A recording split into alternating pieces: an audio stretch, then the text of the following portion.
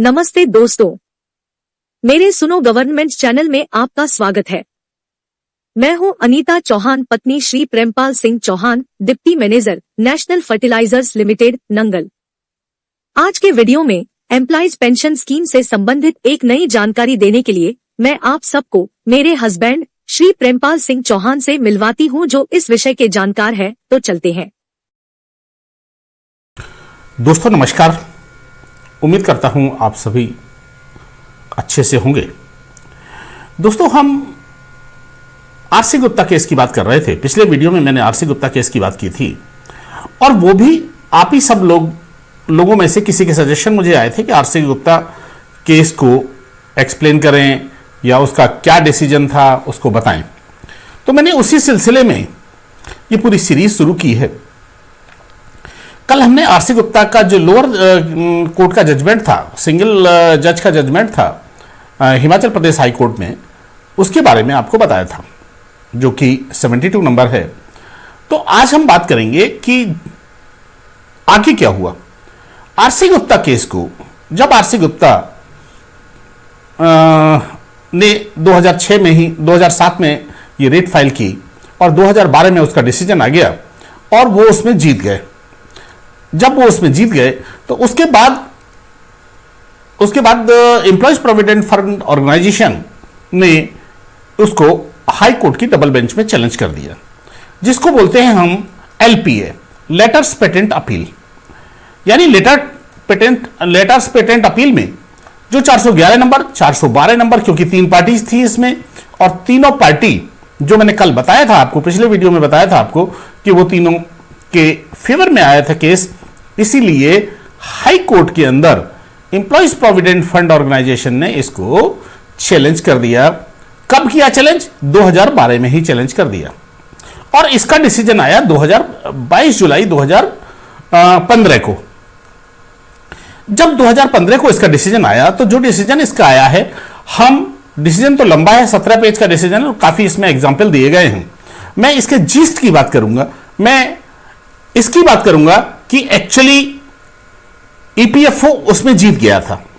यानी आरसी गुप्ता और उनके साथी जितने भी थे, जो 3 रेट उन्होंने दायर की थी, वो हार गए थे उसमें, जो कि और अब इसमें जो हमारी ये 411, 412, 413 नंबर की रेट थी, एलपीए थी, लेटर्स पेटेंट अपील थी, उसमें किस बिना पर ईपीएफओ ने चैलेंज किया।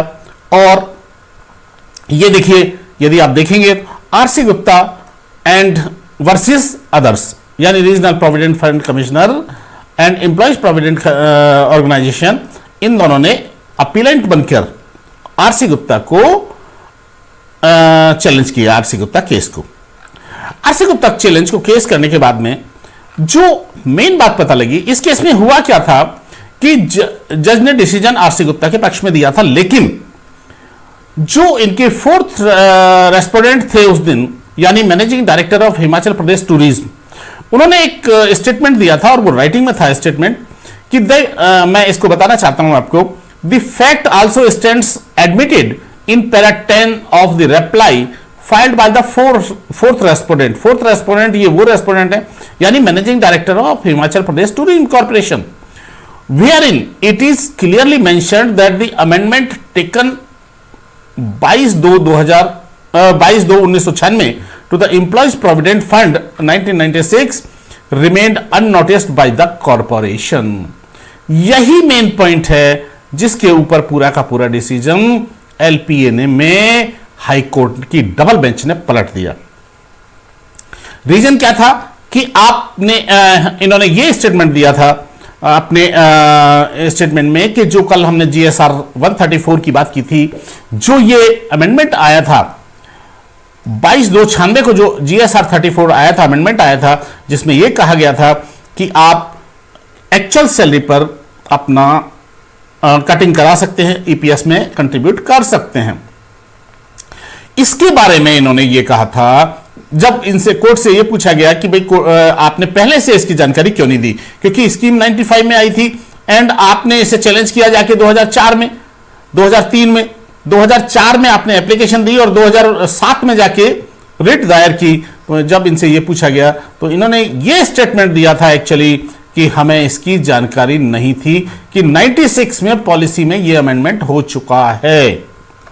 यही वो पॉइंट है ओनली कि कोड ये कहता है, जिसके बारे में कल मैंने लैटिन मैगजीन भी बताई थी, और उसका अर्थ ये था कि यदि आप अपने कानूनों के प्रति, अपने अधिकारों के प्रति सचेत नहीं है तो कोर्ट भी आपकी मदद नहीं कर सकता। इसी चीज को कोर्ट ने पूरे इस जजमेंट में, आरसी गुप्ता जजमेंट में एलपीए के अंदर लिया है।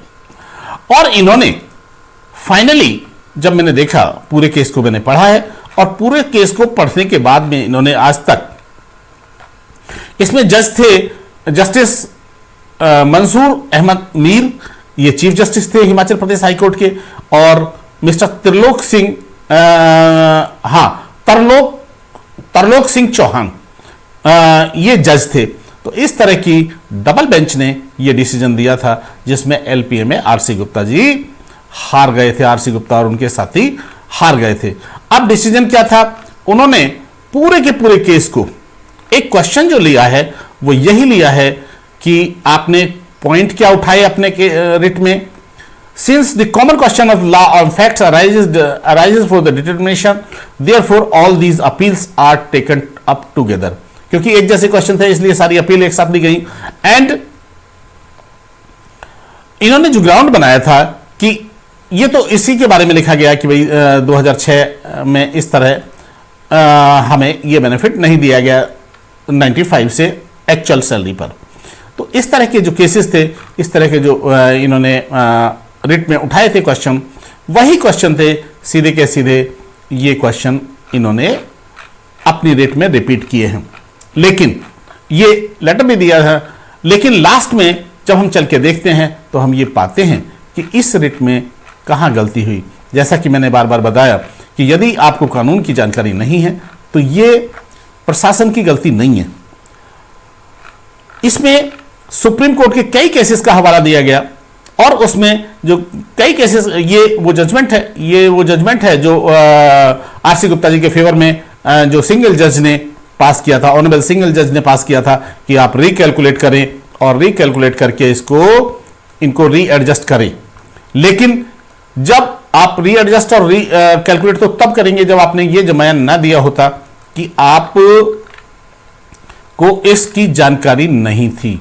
तो जैसे ही ये इग्नोरेंस ऑफ लॉ की बात आई, इसको बोलते हैं इग्नोरेंस ऑफ लॉ, और आपने क्या प्लीड किया है वही कोर्ट आपको देगा, उसके अलावा कुछ भी नहीं दिया जा सकता।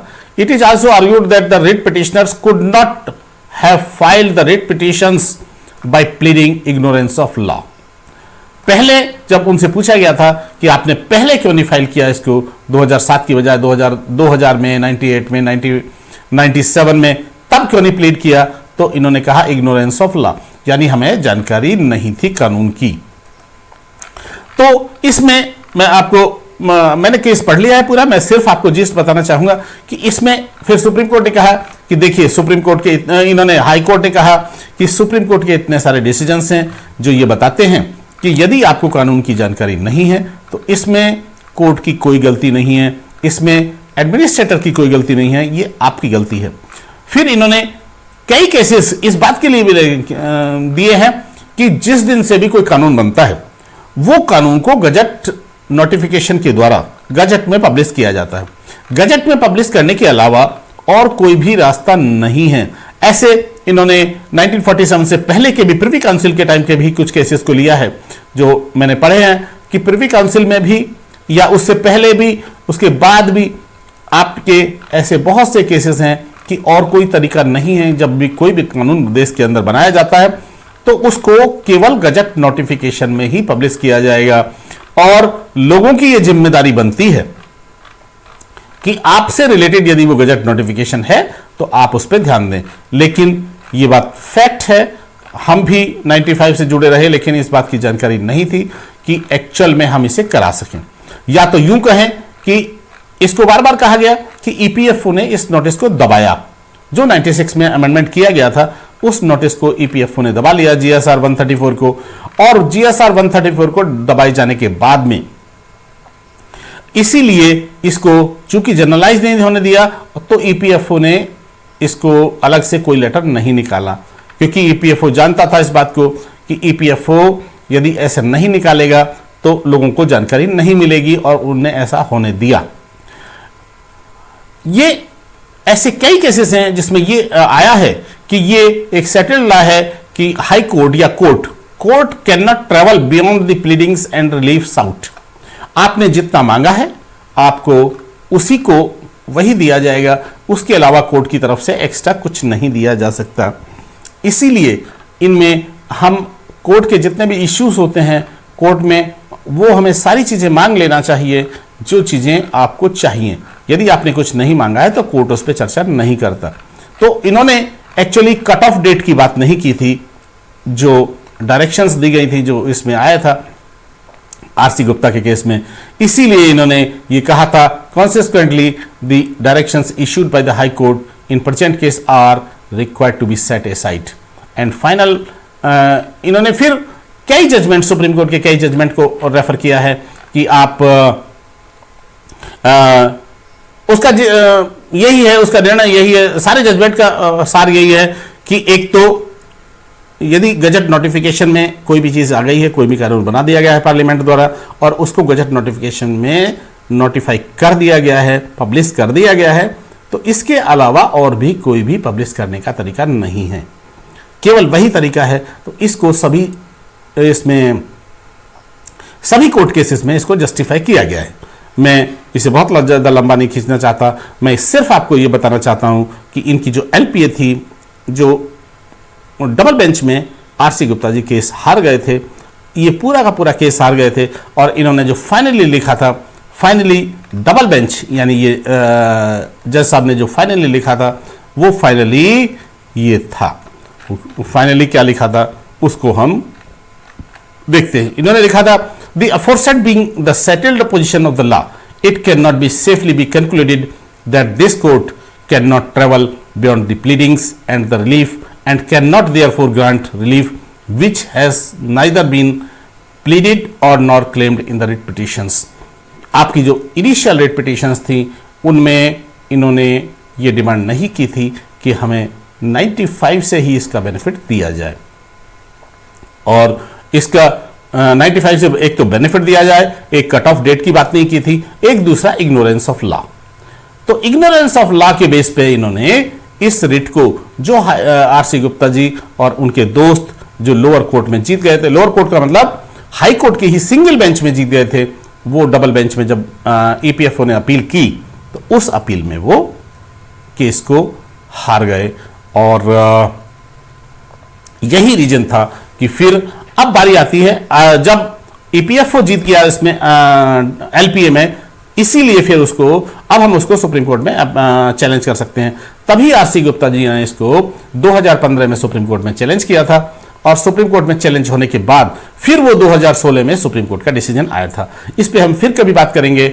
जो सुप्रीम कोर्ट का डिसीजन है आरसी गुप्ता जी के पक्ष वाला, जिसपे कुछ लोगों को हायर पेंशन स्टार्ट हो गई थी, उस पर हम बाद में बात करेंगे।